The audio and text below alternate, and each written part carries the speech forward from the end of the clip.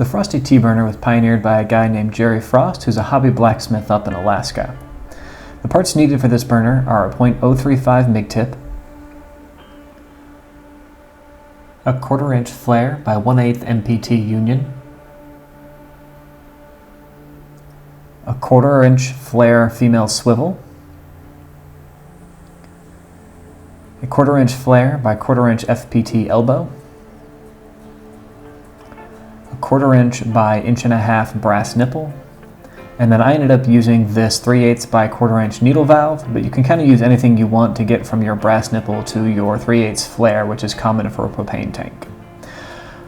This is the 1 by 1 by 3/4 inch reducing T that will be flattened, drilled, and tapped to accept the 1/8 inch MPT union. And then a 3/4 inch by 6 inch black nipple and a 3/4 inch black coupling, which I did not use. Instead, I used a 1 by 3/4 inch stainless reducer. The construction of this burner is pretty straightforward, and I'll link all of the parts in the description below. I'm going to need to tap the inside of that brass union for 1/4-28, which will accept the Mig Tip, and then I will drill and tap the top of the reducing T to accept the outside of that union, which is a 1/8 inch by 27 MPT tap. Alright, let's get started. First thing I'm going to do is file off a flat section on top of the reducing T. This allows me to mark the middle with my digital calipers and then use a punch to make sure that my drill bit doesn't wander at all. At the drill press, I start with a 1/8 inch bit and pre-drill the hole. This will help deter the larger bit from wandering as much as I drill through. The bit needed for the final dimension hole is 21/64. I borrowed this from a friend, and it's a Harbor Freight special that has an unevenly ground tip, and so even though I pre-drilled the hole, it struggles a lot getting through this, and the hole isn't very clean, but fortunately this is not one of the gas-tight fittings, so it works out okay in the end. With the hole drilled and the part cleaned up, I'm going to go ahead and tap this hole for that half union. That tap is a 1/8 by 27 pipe tap, and it looks just like this. The goal when you're starting to tap a hole is to keep the tap as straight as possible. Some people do this with a drill press. I've had good luck doing it by eye and by hand. And then as you're tapping it, you'll see I'm going forward and then backing out a little ways. This just allows the tap to free up any chips that are being created in the cutting process and allow it to continue to cut freely. Now, one thing I will say is that this Irwin tap and die set I got is a vast improvement over the Craftsman one I was borrowing, mostly due to this balanced tap wrench that just allows a much easier range of motion and ability to keep everything centered over the one that I was using before. This tap and die set will be linked in the description below. Now that this union is fitting nicely in the reducing T, I'm going to go ahead and tap the inside of this union to accept the Mig Tip. The tap we're going to be using is a 1/4-28, and fortunately the interior hole of this union is already the correct size, so I don't need to drill it out at all.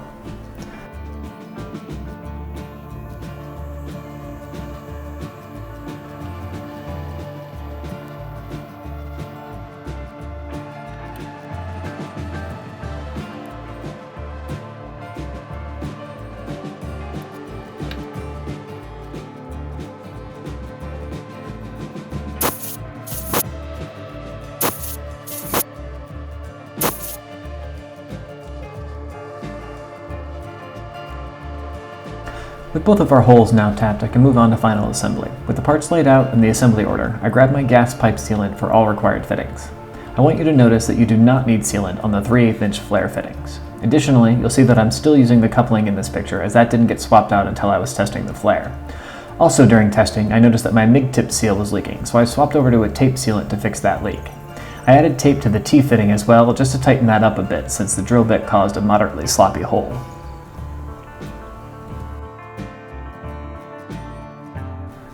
Here it is, my Frosty-T burner. I'm really excited to get this hooked up to some propane and start testing it out.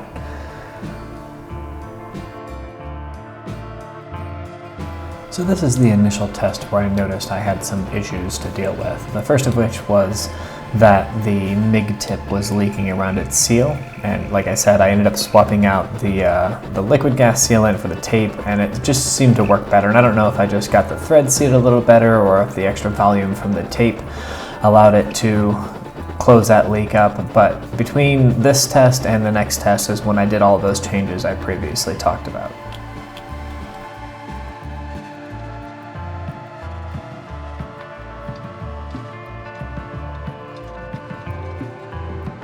So between that test and this test, I fixed the leaks and did those other things I talked about in the previous section. I also tested the merchant's coupling again and couldn't get any change in the flame quality. Now I do go back and test the merchant's coupling one last time inside of the forge, as I was told that sometimes it can hold a flame in a forge even if it doesn't hold a flame outside of the forge. So that's the test you're going to see next. So as you can see, the coupling burner is on the left and the reducer burner is on the right. And throughout this test, I'm adjusting the pressure from very low up to around 20 psi.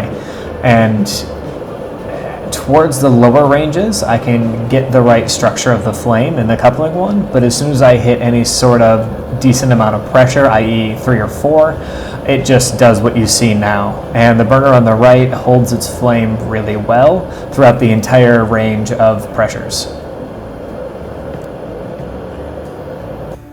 Here's the same test again in slow motion, and what I'm noticing is that the flame structure on the left just is always a little bit more chattery and far less consistent than the flame structure on the right. Now again, the left is our coupling and the right is our reducer.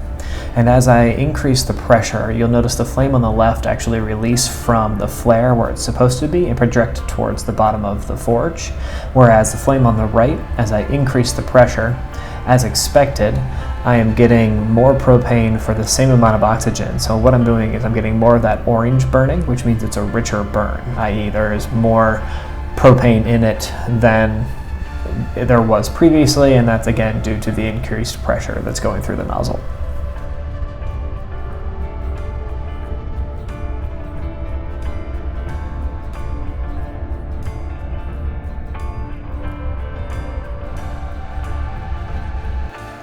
This build is a lot of fun, and I look forward to trying new things in my forge with this upgraded Frosty-T burner setup. I know I spent a good deal of time showing and talking about the differences between the coupling and the reducer, and that's because everything I'd read about this burner emphasized not to change anything from the original design and it'll work great. This was not the results I got, and I feel lucky that I had the reducer on hand and with that was able to get the performance I was looking for. I'm admittedly a beginner at all this, so if you notice something that I didn't, please let me know what you think in the comments below. If you made it this far, thanks for watching, and I'd appreciate it if you'd like and subscribe below. Also, if you'd like to see some more of my projects, you can find me at Crafting a Life I Want on Instagram as well. If you'd like to support the channel, you can check out the Amazon affiliate links below or head over to Teespring, Patreon, or Buy Me a Coffee for other ways to support the channel and help me put out more and higher quality content. Thanks again for watching, and I hope you'll watch some of my other content.